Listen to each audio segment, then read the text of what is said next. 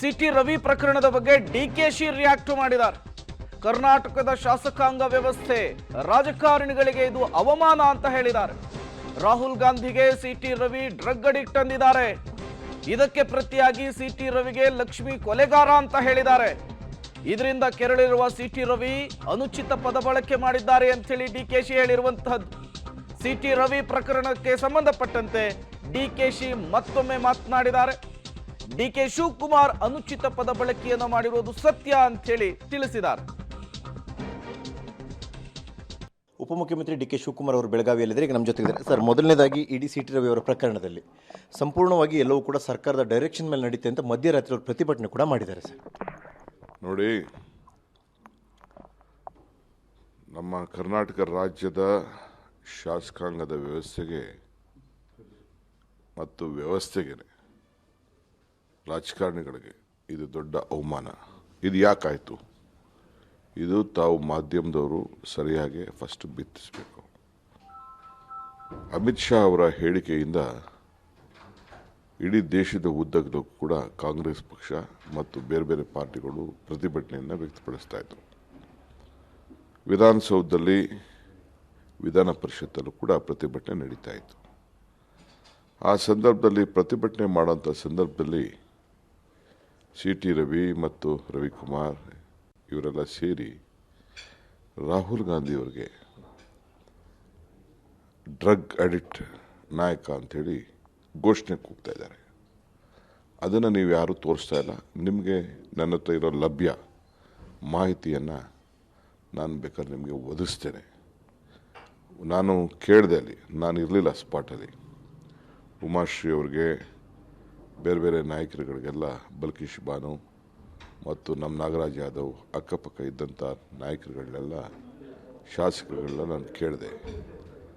ಅವರು ರಾಹುಲ್ ಗಾಂಧಿ ಅವ್ರನ್ನ drug addict ನಾಯಕ ಅಂತ ಕರಿತಿರ್ಬೇಕಾದ್ರೆ ಸ್ವಾಭಾವಿಕ ತಮ್ಮ ಪಕ್ಷದ ನಾಯಕನ ಹೆಸರು ಈ ರೀತಿ ದುರ್ಬಳಕೆ ಮಾಡ್ಕೊಳ್ತಿರ್ಬೇಕಾದ್ರೆ, ದೇಶದ ಸಂವಿಧಾನದ ಕೊಟ್ಟಂಥ ಒಬ್ಬ ನಾಯಕರನ್ನು ದುರುಪಯೋಗ ಹೆಸರನ್ನು ಅವೇಳನಕಾರ ಮಾತಾಡ್ತಿದ್ದಾಗ ರಕ್ಷಣೆ ಮಾಡ್ಕೊಳ್ಬೇಕಾದ್ದು ಅವರ ಕರ್ತವ್ಯ.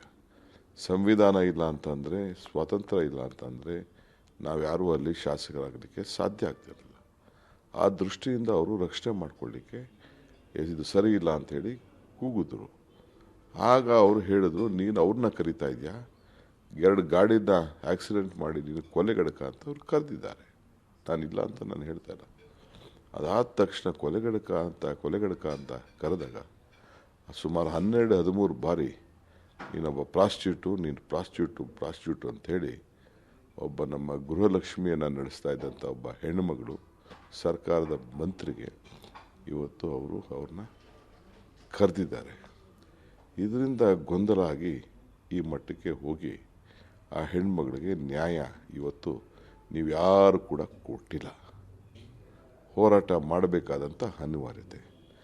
ಆಮೇಲೆ ಕಾನೂನು ಏನು ಕ್ರಮ ಕೊಡಬೇಕೋ ಪೊಲೀಸವರು ಕ್ರಮ ಕೈಗೊಂಡಿದ್ದಾರೆ. ಇಡೀ ಸರ್ಕಾರದ ಡೈರೆಕ್ಷನ್ ಕ್ಷಣ ಕ್ಷಣಕ್ಕೂ ಬರ್ತಾ ಇದೆ. ಆ ಡೈರೆಕ್ಷನ್ ಅಂತ ನಡ್ಕೋತಾ ಇದ್ದಾರೆ ಪೊಲೀಸರು ಅನ್ನುವಂಥ ಮಧ್ಯರಾತ್ರಿ ಪ್ರತಿಭಟನೆ ಕೂಡ ಮಾಡ್ತಾರೆ. ಸಿಟಿ ರವಿ ಅವರು ಮಾಡಲಿ, ಅವ್ರು ಪ್ರತಿಭಟನೆ ಮಾಡೋದು. ನನಗೆ ಚಿಕ್ಕಮಗಳೂರು ಒಂದು ಸಾಂಸ್ಕೃತಿಕ ಜಿಲ್ಲೆ, ಆ ಜನ ನಾನು ಅರಿವಿದ್ದೇನೆ. ಬಟ್ ಈ ನಾಲ್ಗೆ, ಇಷ್ಟು ಹೊಲಸು ನಾಲ್ಗೆ, ಇದು ವಸ್ತೇ ಅಲ್ಲ. ಎಲ್ಲರ ಮೇಲೂ ಇಂಥ ಮಾತುಗಳನ್ನು, ಆ ನಾಲ್ಗೆ ಪದ ಯಾವಾಗಲೂ ಕೂಡ ಪ್ರಯೋಗ ಮಾಡ್ತಾ ಇದ್ದದನ್ನು ನಾವು ಗಮನಿಸಿದ್ದೇವೆ.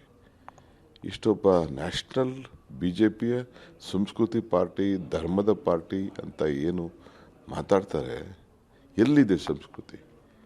ಈ ನಾಲ್ಗೆಯಲ್ಲಿ ಆಚಾರ ವಿಚಾರ ಎಲ್ಲಿದೆ? ಆ ಹೆಣ್ಣುಮಗಳು ಆಮೇಲೆ ಎಷ್ಟು ದುಃಖ ದುಗುಡ ನೋವುದಿಂದ, ನಿನಗೆ ತಾಯಿ ಇಲ್ವಾ, ನಿನ್ನ ತಂಗಿ ಇಲ್ವಾ, ನಿನಗೆ ಮಕ್ಕಳಿಲ್ವಾ ಅಂಥೇಳಿ ದುಃಖದಿಂದ ನಾವೆಲ್ಲ ಅಲ್ಲಿದ್ದರೂ ಕೂಡ ಕಿರ್ಚ್ತಾ ಇದ್ದ ಆ ಧ್ವನಿ ಇತ್ತಲ್ಲ ಈ ಚೆನ್ನಮ್ಮನ ನಾಡಿನಲ್ಲಿ, ಅದು ಭಾಳ ಎಲ್ಲರಿಗೂ ಕೂಡ ಗಾಬರಿ ಉಂಟಾಗಿದೆ. ಇಡೀ ಆಕೆ ಒಬ್ಬಳು ಇಲ್ಲ, ಇಡೀ ನಮ್ಮ ಪಕ್ಷ, ಸರ್ಕಾರ ಮತ್ತು ಹೆಣ್ಣುಕುಲ, ಕರ್ನಾಟಕದ ತಾಯಂದಿರು ಎಲ್ಲ ಹೆಣ್ಣುಮಗಳ ರಕ್ಷಣೆಗೆ ನಿಂತ್ಕೊಳ್ಬೇಕಾದ್ದು ಕರ್ತವ್ಯ. ಪೊಲೀಸ್ ಏನು ಕಾನೂನು ಮಾಡಬೇಕೋ ಅವ್ರು ಕಾನೂನು ಮಾಡ್ತಾರೆ. ಕಾನೂನು ಮಾಡೋದಲ್ಲ. ನಾನು ಸ್ಪೀಕರ್ ಅವರು ನಮ್ಮ ಕೌನ್ಸಿಲ್ ಚೇರ್ಮನ್ ಅವ್ರ ಹತ್ರ ಅಟ್ಲೀಸ್ಟ್ ಏನಾಯಿತು ಚರ್ಚೆ ಆಯಿತು ಅಂತೇಳಿ ಸಾರ್ವಜನಿಕರ ಚರ್ಚೆಗೆ ಅವ್ರು ಅವಕಾಶ ಮಾಡಿಕೊಡ್ಬೇಕಾಯ್ತು. ಅವ್ರ ಕಡೆ ಏಕ್ದಮ್ ಸೆಂಡೈ ಮಾಡೋದು ಕೂಡ ಸರಿ ಇಲ್ಲ ಅನ್ನೋ ಮಾತನ್ನು ನಮ್ಮ ಕೌನ್ಸಿಲ್ ಚೇರ್ಮನ್ ಅವ್ರಿಗೂ ಕೂಡ ನಾನು ಮನವಿಯನ್ನು ಮಾಡ್ತಾ ಇದ್ದೀನಿ. ಸದನದ ವ್ಯಾಪ್ತಿಯನ್ನ ಮೀರ್ಕೊಂಡಿದ್ದು ಕಾನೂನು ಕ್ರಮ ಕೈಗೊಳ್ತಿದೆ, ಇದು ಸದನದ ಒಳಗಾಯಿತು ಅನ್ನುವಂಥ ಸಮರ್ಥನೆ ಬಿಜೆಪಿ. ಸೈನ್ ಡೈ ಮಾಡಿದ್ರು, ಇಲ್ಲ ಅದನ್ನು ಒಂದು ಚರ್ಚೆಗೆ ಅವಕಾಶ ಹಂಗಂತ ಒಳಗಡೆ ನೀನು ಮರ್ಡ್ರ್ ಬೇಕಾದ್ರೆ ಮಾಡ್ಬೋದಾ? ಸದನದಲ್ಲಿ ಮರ್ಡ್ರ್ ಮಾಡಿಬಿಡ್ಬೋದು, ಏನು ಬೇಕಾದ್ರೂ ಅವಾಚ್ಯ ಶಬ್ದ ಮೇಲೆ ಬೈಬೋದಾ? ಹಂಗಾರೆ ನಾನು ಯಾರಿಗೆ ಏನು ಬೈದ್ರು ಹಂಗಾರೆ ನನಗೆ ಸದನದಲ್ಲಿ ರಕ್ಷಣೆ ಇರ್ತದ? ಅಸೆಂಬ್ಲಿ ನಡೆಯುವಾಗ ಬೇರೆ, ಜಸ್ಟ್ ಅಸೆಂಬ್ಲಿ ನಡೆದಂಥ ಜಸ್ಟ್ 1 ನಿಮಿಷ ಆಗಿದೆ ನಿಲ್ಸಂತ ಇಂಥ ಮಾತುಗಳು ಅಷ್ಟೊಬ್ಬ ಹಿರಿಯ ನಾಯಕರಾಗಿದ್ದು ಇದು ಇಡೀ ಅವ್ರಿಗೂ ಶೋಭೆ ತೋರೋದಿಲ್ಲ, ಅವ್ರ ಪಕ್ಷಕ್ಕೆ ಶೋಭೆ ತೋರೋದಿಲ್ಲ, ಅವ್ರನ್ನ ನಂಬಿ ಅವರ ಹಿಂದೆ ನಿಂತ್ಕೊಂಡಿದ್ದಾರಲ್ಲ ಈ ನಾಯಕರುಗಳು ಅವ್ರಿಗೂ ಶೋಭೆ ತರೋದಂತ ಅಲ್ಲ ಅಂಥೇಳಿ ನಾನು ಒಂದು ಇತಿಹಾಸವುಳ್ಳದ ಒಬ್ಬ ಪಕ್ಷದ ಅಧ್ಯಕ್ಷನಾಗಿ ನಾನು ಖಂಡಿಸ್ತಾ ಇದ್ದೀನಿ. ಇದು ಸರಿ ಇಲ್ಲ. ನಿಮ್ಮ ಕೊನೆಗಾಲ ಪ್ರಾರಂಭ ಆಗಿದೆ ಅನ್ನೋ ಮಾತನ್ನು ಕೂಡ ನಾನು ಹೇಳ್ತಾ ಇದ್ದೀನಿ. ಆದರೂ ಕೂಡ ಎಲ್ಲ ಸೇರಿ ಇವತ್ತು ಪ್ರತಿಭಟನೆ ಮಾಡಬೇಕು ಅಂತ ರಾಜ್ಯಾಧ್ಯಕ್ಷರು ಕೂಡ ಇಲ್ಲಿಗೆ ಬರ್ತಾ ಇದ್ದಾರೆ. ಎಲ್ಲರೂ ಸೇರಿ ಪ್ರತಿಭಟಿಸ್ತೀವಿ. ಈ ನಡಿ ಒಬ್ಬ ಶಾಸಕನನ್ನ ಮಧ್ಯರಾತ್ರಿ ಕೊಲೆ ಮಾಡುವ ಪ್ರಯತ್ನ ಅನ್ನುವಂಥ ಆರೋಪಗಳನ್ನ ಮಾಡ್ತಾರೆ.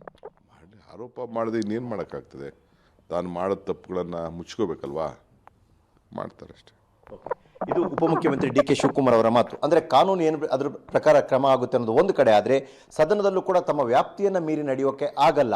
ಆದರೆ ಬಿಜೆಪಿಯವರು ಇವೆಲ್ಲವನ್ನ ಮೀರಿ ನಡೆದಿದ್ದಾರೆ, ಅದನ್ನ ಒಂದು ಹೆಣ್ಮಗಳೇ ಕೊಟ್ಟಂತ ನೋವನ್ನ ಹೇಗೆ ಸಮರ್ಥಿಸ್ತಾರೆ ಅನ್ನುವಂಥದ್ದು ಕೂಡ DCM ಡಿ ಕೆ ಶಿವಕುಮಾರ್ ಅವರ ಪ್ರಶ್ನೆ. ಕ್ಯಾಮರಾ ಪರ್ಸನ್ ಪುರುಷೋತ್ತಮ್ ಜೊತೆ ಸುಕೇಶ್, ಪಬ್ಲಿಕ್ ಟಿವಿ, ಬೆಳಗಾವಿ. ಇದು DCM ಡಿ ಕೆ ಶಿವಕುಮಾರ್ ಅವರ ಮಾತು. DCM ಡಿ ಕೆ ಶಿವಕುಮಾರ್ ಹೇಳಿದ ತಕ್ಷಣ ತನಿಖೆ ಆಗಲೇಬೇಕಾಗುತ್ತೆ, ಅದಾದ ಮೇಲೆ ಒಂದಿಷ್ಟು ಬೆಳವಣಿಗೆಗಳು ಕೂಡ ಆಗಬೇಕಾಗಿರುವಂಥದ್ದು.